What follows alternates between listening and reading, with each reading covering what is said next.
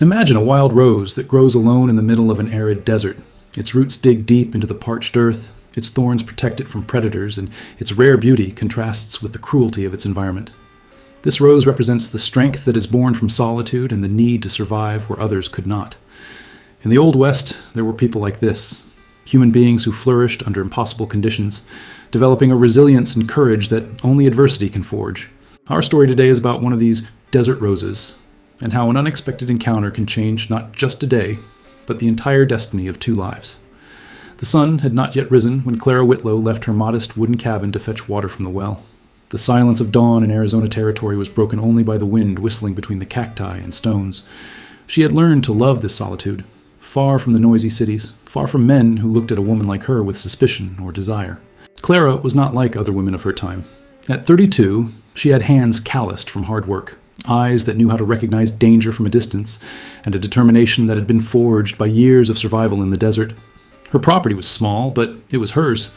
Every stone, every thorn, every precious drop of water she could extract from that unforgiving land. It was when she approached the well that she saw the dark silhouette fallen near the large stones. Her heart raced. In the Old West, anything out of place could mean trouble, and trouble in that territory usually came accompanied by bullets. Cautiously, Clara approached. It was a man, wearing clothes she recognized immediately, a sheriff's uniform. But what made her run was the arrow that pierced through his back, its point emerging dangerously close to his heart. "My God," she whispered, kneeling beside the stranger. The man was alive, his irregular breathing forming small clouds in the cold dawn air. He had a face marked by time and battles, a graying beard, and a scar that cut across his forehead. On his shirt, Clara could read the embroidered name, C. Harris, Sheriff Clyde Harris. She had heard of him, a just man in a land where justice was as rare as water in the desert. But who had done this to him, and why was he so far from the nearest town? Clara knew every second counted. With the strength she had developed from years of working alone, she managed to drag the sheriff inside her cabin. The arrow was still there, and she knew that removing it incorrectly could kill him. While she prepared hot water and gathered her improvised first aid tools, a question echoed in her mind. Who had attacked Sheriff Clyde Harris, and would they come looking for him? What Clara didn't know was that by saving this man, she was about to become involved in a plot that would test not only her courage, but change forever the life she had built in that forgotten piece of the world. The dim light of the oil lamp danced on the cabin walls while Clara worked with steady hands but a racing heart. She had cut the sheriff's shirt around the arrow, exposing the severity of the wound. The point had pierced through muscles and nerves, but by some mercy of fate, it hadn't hit vital organs. "Water," murmured Clyde Harris, his eyes opening for the first time. Clara carefully held his head, offering small sips of the precious liquid. His eyes, blue like the desert sky at midday, focused on her face with a mixture of confusion and gratitude. Where am I?" His voice was hoarse, heavy with pain. "My property, about 20 miles south of Tombstone," Clara replied, continuing to clean the blood around the wound. "I'm Clara Whitlow. I found you near my well at dawn." The sheriff tried to move, but groaned in pain. "The arrow, it's still—" "I know. I'm going to have to remove it. But first I need you to tell me, who did this to you? Could they come after you?" Clyde's eyes hardened, as if a painful memory had returned. Jake Morrison and his gang, 3 of the cruelest bounty hunters who ever set foot on this land. He paused, breathing with difficulty. "They're not just ordinary hunters, Clara. They're killers who use the law as an excuse." Clara felt a chill run down her spine. She had heard whispered stories about Jake Morrison, a man who brought his targets back dead more often than alive, always claiming self-defense. But why did they attack you? You're a sheriff. Clyde closed his eyes, as if struggling against the pain to organize his thoughts. "I discovered something Morrison didn't want to reach the territorial judge. Documents that prove he and his gang have been executing innocent men, forging evidence to collect bounties." Clara's heart raced. She knew she was hearing something too dangerous to know. "And where are those documents now?" A weak smile crossed the sheriff's battered face. "In a safe place, but Morrison doesn't know that. He thinks they're with me. That's why he can't let me live." Clara understood the gravity of the situation. This wasn't just about saving a wounded man. She had become an involuntary accomplice in a fight against the corruption and injustice that dominated these lands. "How many men does Morrison have?" she asked, already knowing the answer would change everything. "Besides him, 2 others, Ben Kowalski, tracking specialist, and Tommy Machete Sullivan. You don't want to know how he earned that nickname." Clyde tried to lean on his elbow, but gave up. "Clara, you need to leave me here and get away. When they find my trail—" "No," Clara interrupted with a firmness that surprised them both. "No one else is going to die while I can prevent it. Besides," she smiled with determination, "you haven't seen what a desert rose is capable of when she decides to show her thorns." Outside, the wind changed direction, bringing with it something that made Clara freeze, the distant sound of horse hooves. Time was up. The hunters were coming. The sound of hooves was still distant, but Clara knew that desert like a mother knows her child's cry. 3 horses, steady pace, coming from the northeast, exactly the direction Clyde had come from. Her blood ran cold. "They followed my trail," the sheriff murmured, trying to get up again. "Clara, there's still time for you to escape through the back door. Take your horse and—" "Quiet," she whispered, quickly extinguishing the lamp. The cabin plunged into almost total darkness, lit only by the first rays of sun filtering through the cracks in the boards. "How many men did you say Morrison has?" "3, including him." Clara nodded, her mind working quickly. 3 experienced men against a woman and a severely wounded sheriff. The odds were terrible, but she had learned much in her years of solitude in the desert. She knew every stone, every hiding place, every advantage her property could offer. Moving silently, she took her Winchester rifle, an inheritance from her father that she had learned to use with deadly precision. She checked the ammunition, 12 bullets. She would have to make each one count. "Clara," Clyde called softly. "In my right boot there's a Colt pistol. I can still shoot, even wounded." She retrieved the weapon, noting the familiar weight of the cold metal. Now they had 2 guns, but still. A distant whinny cut through the morning air. The horses had stopped. Clara peered through the crack in the front window and her heart nearly stopped. Smoke. A small column of smoke rose from the horizon, exactly where the well was where she had found Clyde. "They're making a signal," she whispered to herself, marking territory. It was a tactic she knew from stories she heard in town. Experienced hunters divided up to surround their prey, using smoke signals to communicate positions. Morrison was showing they weren't just brutal killers, they were tactical. Clara closed her eyes, forcing herself to think clearly. Her cabin sat on a small elevation, surrounded by large rocks that offered natural cover. Behind the house, a small ravine led to an abandoned mine she used to store emergency supplies. "Clyde," she whispered, returning to his side. "Can you walk if you lean on me?" "I can try, but not very far." "It doesn't need to be far, just to the rocks behind the house. There's a passage they don't know about." The sheriff looked at her with an admiration she had never seen in a man's eyes. "You have a plan." "I do, but it will require you to trust me completely." Another smoke signal appeared, this time closer, coming from the west. 2 communication points. The hunters were positioning themselves. Clara felt something she hadn't experienced in years. It wasn't just fear, but a strange mixture of terror and determination.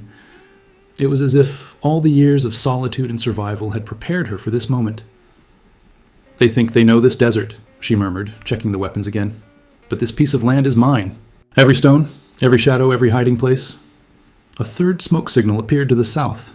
Perfect triangle. The trap was being set.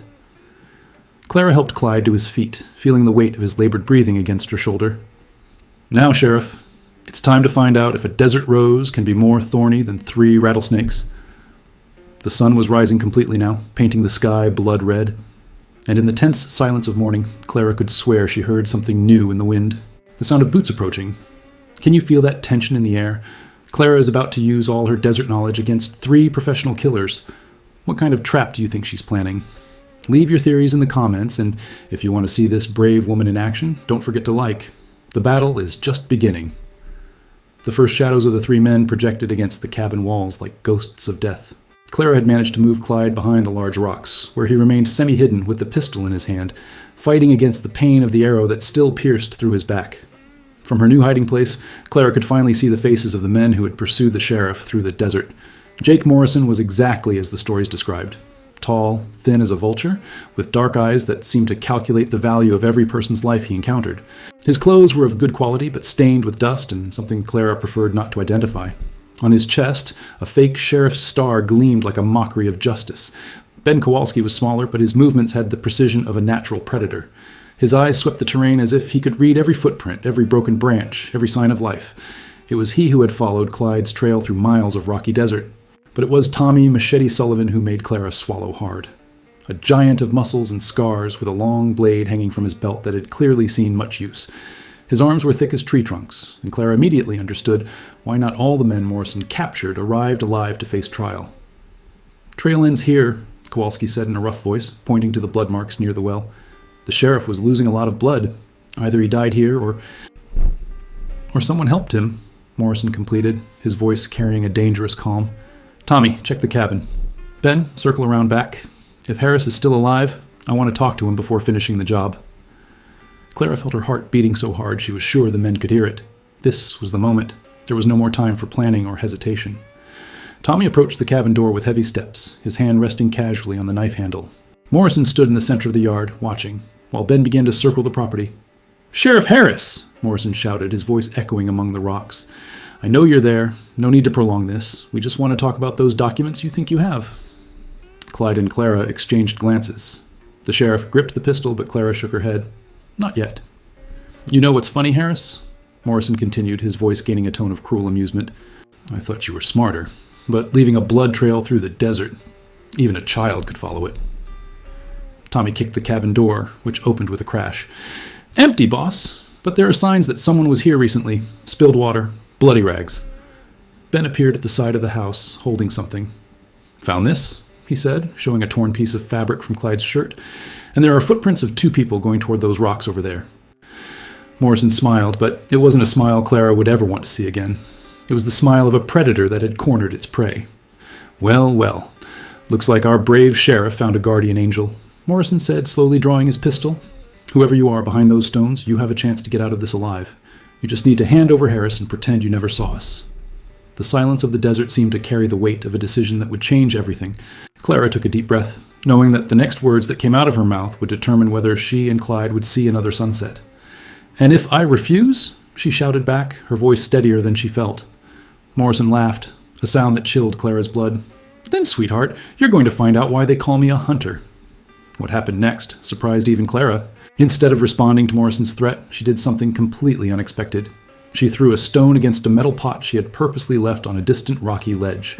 The noise echoed through the desert like a gunshot, making all 3 hunters instantly turn toward the wrong direction. In that moment of distraction, Clara and Clyde moved. She helped him climb through the narrow passage between the rocks that she had known since childhood, while the men ran to investigate the false sound. How the hell did you think of that? Clyde whispered, impressed, as she guided him through the stones. 15 years living alone in this desert, she replied quietly. You learn that survival isn't about strength, it's about being smarter than the danger. But Ben Kowalski wasn't an ordinary tracker. In less than a minute, he realized the trick. Morrison, it was a distraction. They moved northeast, through the rocks. Clara knew they had little time. Her advantage was in knowing the terrain, but these men were professionals. She needed to use every second wisely. She led Clyde to a natural crevice in the stones that gave a view in 3 different directions. It was a perfect defensive position.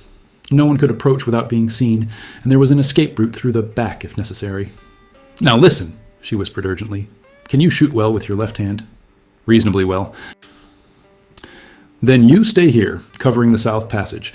I'm going to that ledge up there. She pointed to an elevated position among the rocks. From there I can see all 3 and provide cover. Clyde grabbed her arm. Clara, this is madness. They're professional killers. She smiled, and there was something fierce in that smile he had never seen before. Sheriff, have you ever seen a wildcat protecting her cubs? She doesn't think about the size of the predator. She just attacks until the threat disappears. Voices were approaching. Morrison was organizing his men. Tommy, you go through the west passage. Ben, circle north. I'll climb up the central rocks. Whoever finds them first shouts for the others. Clara positioned herself on the rocky ledge, her Winchester pointed down. From there she could see the 3 men separating, each taking a different route. Her heart was beating hard, but her hands were steady. Tommy was the first to appear in her sights. The giant moved surprisingly quietly for his size, but Clara had spent years hunting rabbits and deer in those rocks. She knew how to read every movement. When Tommy passed below her position, she fired. Not to kill, but to wound and create confusion. The bullet hit his right leg, making him scream and fall behind a rock. She's in the rocks above, Tommy bellowed, his voice mixed with pain and anger. Immediately, shots began flying in her direction. Clara ducked, feeling rock fragments flying around her, but she had chosen her position carefully. She had solid cover and multiple escape routes. From his hiding place, Clyde got a clean shot at Ben when the tracker tried to flank from the right. The bullet hit his shoulder, temporarily taking him out of combat.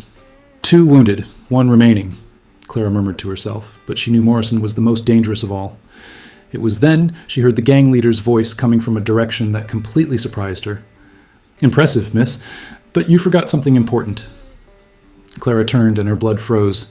Morrison had climbed up the rocks from the opposite side and was now behind Clyde's position, his pistol pointed at the wounded sheriff's head.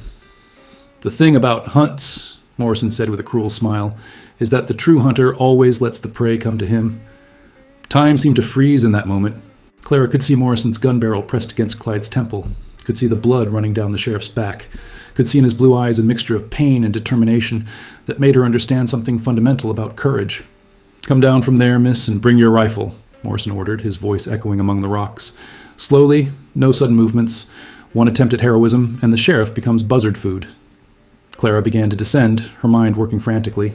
15 years in the desert had taught her that predators always make the same mistake. They underestimate their prey when they think they've already won. "You're smarter than I thought," Morrison continued, watching her descend carefully. "But intelligence without experience is like a weapon without ammunition?" When Clara reached the level where they were, she could see the complete situation. Tommy was still groaning behind his rock, holding his wounded leg. Ben was trying to stop the bleeding from his shoulder with a piece of cloth. And Morrison had that predator's smile of someone who had perfectly calculated every move. "Now," he said, "let's resolve this like civilized people. You hand me that rifle, tell me where the documents Harris hid are, and maybe I'll leave you both alive long enough to say goodbye." It was then that Clara noticed something Morrison hadn't realized. The arrow in Clyde's back had loosened slightly during the movement, and the sheriff was using this to his advantage, working silently to completely free the point that pierced through his chest. "The documents aren't here," Clara said, buying time. "Clyde hid them before coming to my property." "Lie," Morrison snarled. "Harris didn't have time to hide anything. We followed him from the moment he left Tombstone." "Then why didn't you find them on him when you attacked him?" Morrison hesitated for a fraction of a second, enough time for Clyde to make his move. With a desperate movement, the sheriff pulled the arrow completely out of his chest, and in the same motion drove the sharp point into Morrison's arm. The hunter screamed in pain and surprise, his pistol firing into the air. Clara didn't waste the opportunity. She rolled behind a rock and raised her Winchester in one fluid movement. "Now it's between you and me, Morrison." What followed were the most intense seconds Clara had ever lived. Morrison, even wounded, was fast. His pistol came down toward Clyde again, but Clara had already fired. The bullet hit the hunter's weapon, tearing it from his hand. Morrison looked at her with a mixture of surprise and respect. "You shoot very well for a woman." "I shoot very well, period," Clara corrected, keeping the rifle pointed at him. But the fight wasn't over yet. Tommy, even wounded, managed to get up and began advancing toward Clara with his knife in hand. Ben was also recovering, grabbing a backup pistol. Clara knew she couldn't aim at everyone at once. It was 3 against 2, and she only had 2 bullets left in the Winchester. It was then that the most beautiful sound she had ever heard echoed through the desert, the sound of multiple horses approaching rapidly. "Sheriff Harris, are you there?" a familiar voice shouted from the valley below. It was Deputy William Turner from Tombstone, accompanied by 4 more armed men. Clyde had managed to send a message before leaving town, asking for backup if he didn't return in 3 days. Morrison looked around, quickly calculating his options. 3 wounded men against 6 fresh, armed men. Even an experienced hunter knew when the odds were impossible. "This isn't over," he said to Clara, holding his wounded arm. "You made powerful enemies today." "Then," Clara replied, never lowering her weapon, "they'd better get ready, because this desert rose just discovered how sharp her thorns are." The midday sun shone bright when the 3 hunters were finally arrested, wounded but alive to face justice. Clara had won not just a battle, but had proven something to herself that would change her life forever. 3 weeks later, Clara stood on the porch of her cabin, watching the sunset paint the desert gold and red. But something had changed profoundly in her. She was no longer just a woman who survived in isolation. She was someone who had discovered an inner strength she didn't even know she possessed. Deputy Turner had been impressed with her testimony. "Never seen anything like it," he had said. A woman alone facing 3 of the most dangerous hunters in the territory and coming out victorious. The story had spread through neighboring towns like wildfire on dry grass. Clyde had recovered well. The documents he had hidden, buried in a metal box near a stone marker 2 miles from her property, revealed a network of corruption that went far beyond Morrison and his gang. At least 12 illegal executions were discovered, innocent families destroyed by greed disguised as justice. "Clara," a familiar voice called from the yard. It was Clyde, mounted on his horse, but this time not wounded or fleeing. He had been visiting her regularly in recent weeks, always with the excuse of checking if everything was okay or thanking her again for saving his life. "Sheriff," she smiled, coming down from the porch. "How are you feeling?" "Better every day. And you? Still thinking about staying here alone?" It was a question Clara had been asking herself constantly. 3 weeks ago, she was certain she wanted to spend the rest of her life in isolation. Now, after proving to herself she could face any challenge, solitude no longer seemed like a necessity, but a choice. Turner offered me a job, she finally said. He wants me to help train other sheriffs in desert survival tactics. Apparently, my performance against Morrison impressed some important people in Phoenix. Clyde's eyes lit up. That's wonderful, Clara. Did you accept? I'm still thinking about it. She looked at the rocks where she had fought her epic battle. For 15 years, this place was my refuge. Now I don't know if I'm hiding here or if I really belong to this place. Clyde dismounted and approached her. Can I make a suggestion? Of course. Turner also offered me the position of regional sheriff. I'd be responsible for an area that includes 5 towns and a lot of wild territory. He paused, clearly nervous. I would need someone who knew every stone, every passage, every secret of this desert. Clara felt her heart accelerate. Are you offering me a partnership, Sheriff? Professional to start with, he smiled. But who knows what the future might bring for 2 people who have already faced death together? For the first time in years, Clara found herself imagining a different future. No longer the solitary woman who survived in the desert, but someone who could use her skills to protect others, to make a difference in a land where justice was as rare as water in drought. And Morrison? She asked. He said I had made powerful enemies. Morrison will spend the rest of his life in territorial prison. As for enemies, Clyde smiled.